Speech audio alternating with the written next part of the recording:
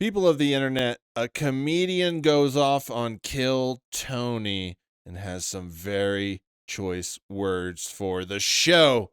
And today we are going to see exactly what he had to say about Kill Tony and what he had to say about Joe Rogan. Let's go. Yeah, in many ways, the special is a tribute to doing bits. Like, Yeah, back in the day, there used to be you go to stand-up shows, and sometimes people did bits, and some people I did. love those. Were my how amazing was it? And you know, again, we're gonna like take shots, but like fuck Kill Tony for a second, because like truly, that's as much as people are like being discovered there. Yeah. Fuck that shit. It's the decline.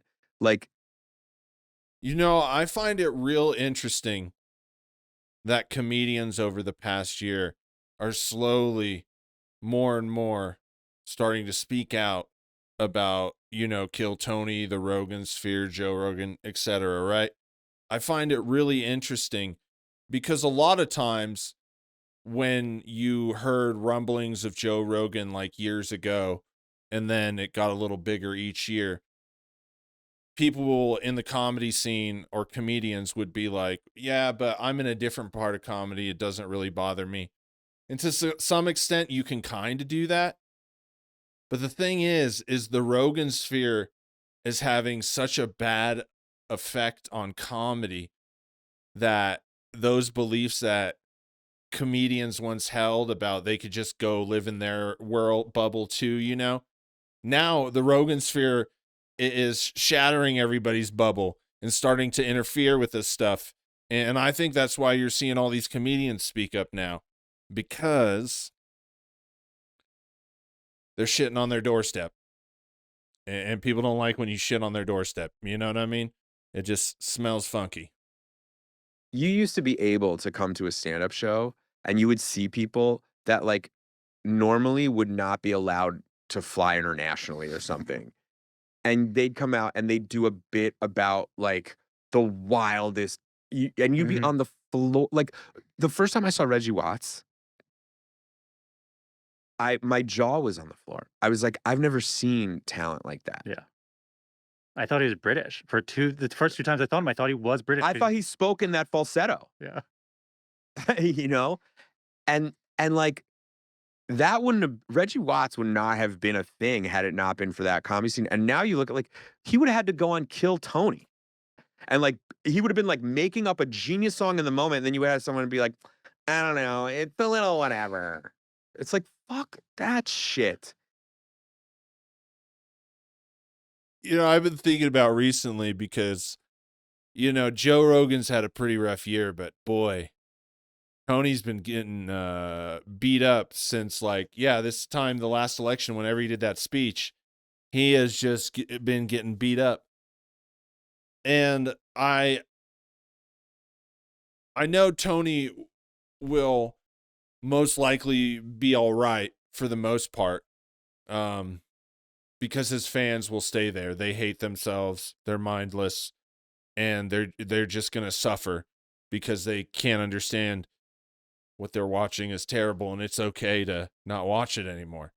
So he'll be fine. But there's no the only thing left for the Rogan sphere and Kill Tony at this point, because everybody's just figured out what they are, is just decline.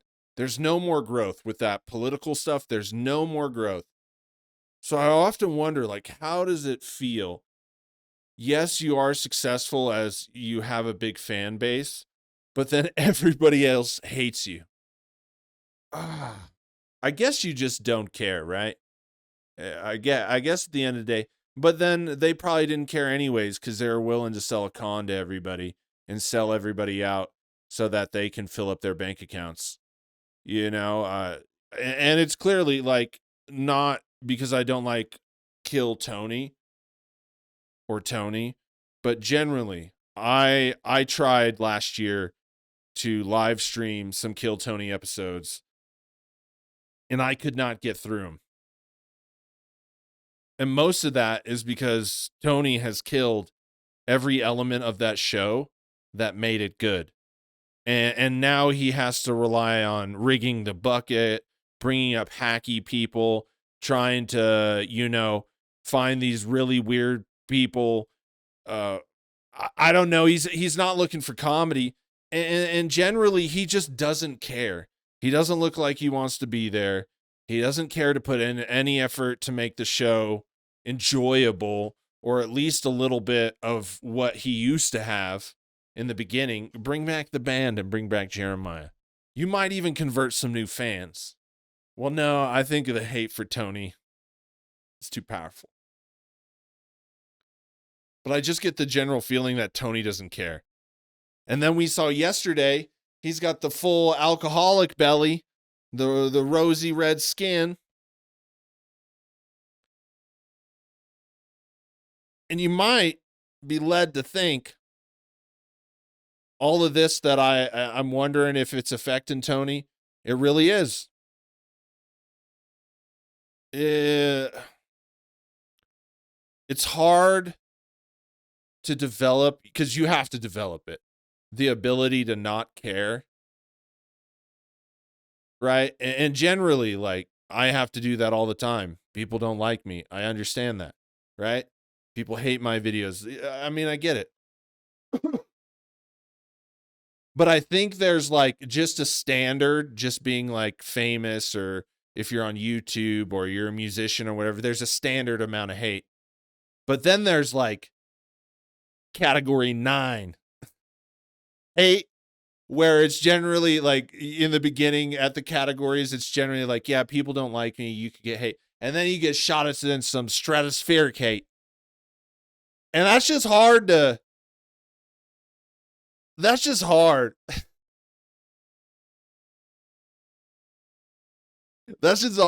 to deal with. And then like everything about Tony is questioned. Everybody wants him to come out of the closet, and he's just sitting there. I mean, no wonder. Here's the thing, right? You wonder why they live in their comedy mothership bubble, is because leaving it, and it's not like something they control, like a tour or like some special comedy event that they put on, right? Everywhere where normal people go that isn't controlled by them, they can't be taken seriously. Okay, here's something. I was talking to a grocery guy, and he was talking about comedy on YouTube. And I was all, oh man, I was like, comedy is, it's having a rough time. And it's like, there's just too much bad influences on it. I never talked to him about this before. You know what his answer to my statement was? Like Kill Tony? And I couldn't have rigged that myself. I did not see that coming. And I was like, damn. He was like, that shows such horseshit. And Tony's obnoxious. And what else he say? Oh, and he say, I can't believe they call that comedy. He's like, what's happened? I mean, that's everyday people. And it's a testament, too, to the things, to these complaints where people are saying, these comedians are speaking out because it's affecting comedy. It's a testament just a normal, everyday working man in the middle of the grocery store. When I said comedy's in a tough spot, the first thing it triggered for him was Kill Tony. See, like this, you don't believe the effect the Rogan Sphere had, because it blew up. And now, we're all going through this dystopian comedy city that Rogan had burned to the down. We're looking for some tin cans with some pork and beans to survive. And we're having to rebuild it day by day. The Rogan Sphere is collapsing, but at one point it was massive. And now these guys are trying to clean up that mess and just keep the push to get the Rogan Sphere the fuck out of comedy, or at least just totally isolated in the mothership and then off the internet. And then I wouldn't have YouTube anymore, guys. But would it be worth it? You might miss talking some trash about these Rogan guys. Might be a sad time to see them go. I tell you what. You know, like someone do a show where they encourage people to do bits. Yeah. I would love to see that. Yeah. It's funny when you're talking about that bit, and you mentioned Z-Way. I was like, it is why you guys are. Now, I think this guy expresses my opinion, when he talks about Reggie Watts or a comedy show. Like there used to be something to comedy and comedy shows. And now we're just seeing it just feels so empty. I mean, they're trying to put on these productions, right? Like that was what really stood out when I reviewed that video on a Cautious special, and he had dancers. Look, I get the times are changing, but it just didn't fit for comedy. And I get my opinion. But usually when you see all this flash before the thing it's supposed to be, when it's not necessarily a part of what they're trying to be known for or sell in this special, right? The comedy. When you see all that flash that's just completely unnecessary, it's usually because there's nothing necessary for you to watch in whatever comes next. Like whatever is next is flat. And it proved true. They're trying to have these elaborate stages. And it's just it's just how con men act. I was listening to something today on how the auto market is just out of control, and the prices of cars are the highest. Like the base price for people in America for a car, the average is like 50,000. Like it's never been that high. They're pushing up used cars are selling for like $1,000 to $3,000 less than new cars, like cars that are 10 years, the model 10 years older, it's just crazy.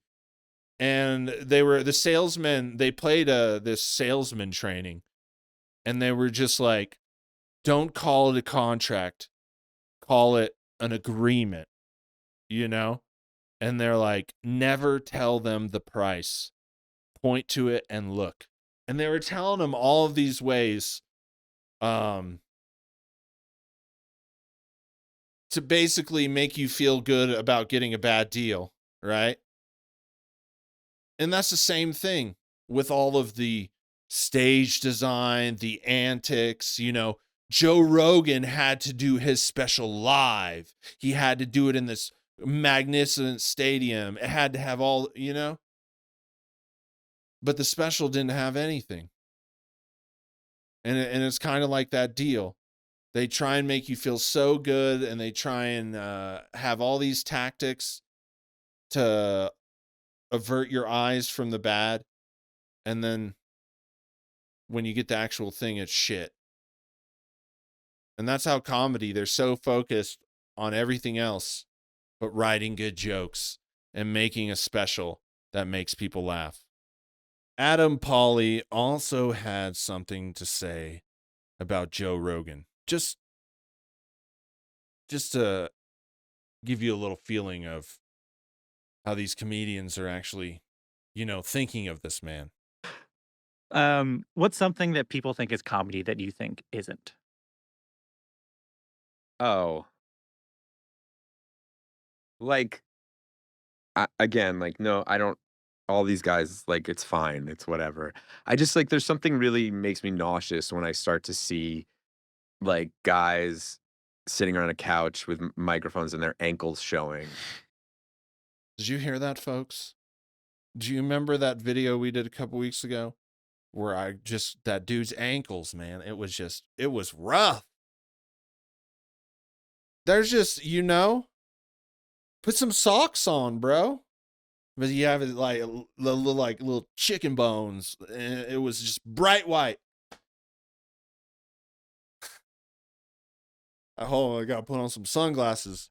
It was crazy, and I think the broader point is, they're all talking about all this politics and all this like heavy stuff, and it's just such a casual thing for them. They don't, I don't know if they're not smart enough. Some would say, but they certainly don't if you believe what they're saying and then like, oh, I didn't know about all the shit with politics, they certainly don't consider the consequences, when that sound comes out of the phone or the computer or the headphones and people absorb that sound and hear those words.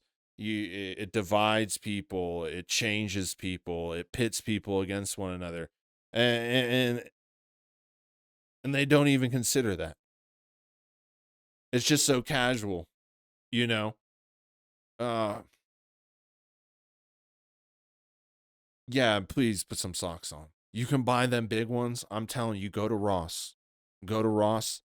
They got a whole wall. I mean, back in the day when I used to really like crazy socks, I would go in there and man, they have all kinds. I had some Kill Bill ones once. They were yellow and all, and they had Uma Thurman going up side of the leg. Anything but those ankles. And they're explaining to me the situation in Gaza. It like I don't know. I just like I don't like it. No, I like political comedy. I also, I love a good troll, right?